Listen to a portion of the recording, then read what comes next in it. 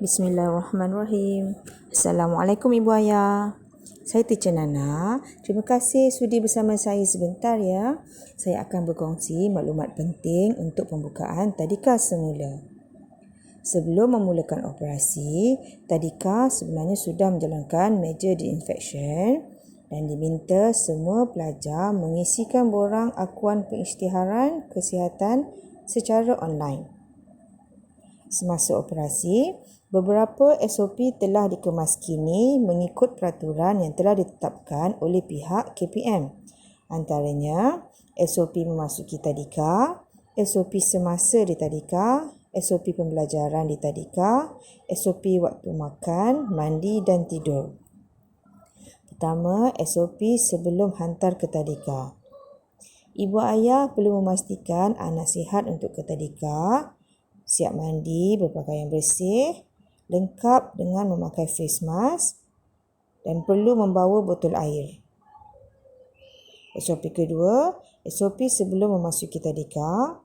Pertama, pelajar perlu membasuh tangan di sinki ataupun menggunakan cecair disinfection.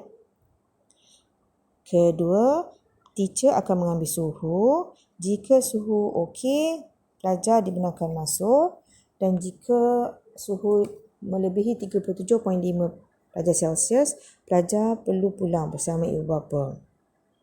Kemudian beg perlu diberi kepada teacher, barang-barang perlu diberi kepada teacher untuk semburan disinfection, dan waktu gate dibuka hanyalah pada pukul 7.30 pagi sehingga 8.30 pagi sahaja.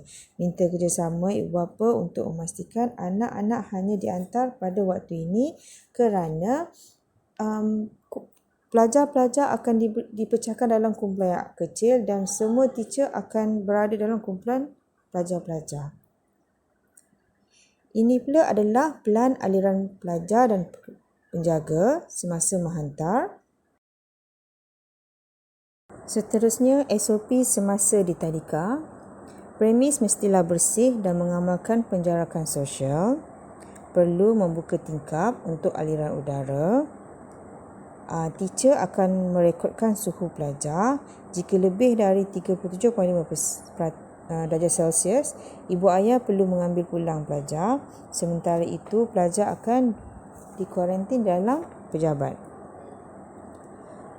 Seterusnya, SOP pembelajaran di tadika. Perlu mengamalkan penjarakan sosial. Tiada aktiviti berkumpulan. Pelajar tidak dibenarkan untuk ke dapur untuk minum air. Hanya dibenarkan minum air dari botol air yang dibawa. Jadi, sangat penting setiap pelajar membawa botol air dari rumah. SOP seterusnya ialah SOP waktu makan. Pelajar-pelajar perlu mengamalkan penjarakan sosial, tidak menggunakan tikar. Pelajar akan makan di dalam kumpulan yang kecil. Makanan akan siap dibungkus secara individu dan tidak dibenarkan makanan dari luar. Ini adalah tanda di lantai dapur untuk memastikan penjarakan sosial. SOP seterusnya ialah SOP waktu mandi.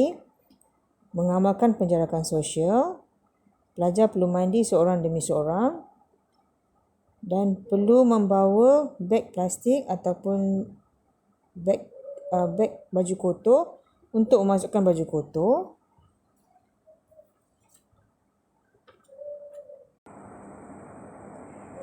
Seterusnya, SOP waktu tidur. Mengamalkan penjarakan sosial, menggunakan material alas tilam yang sesuai untuk diinfeksi setiap hari kerana teacher perlu menyembur semburan di atas tilam anak-anak setiap petang. Ini adalah tanda lantai di kawasan rehat pelajar.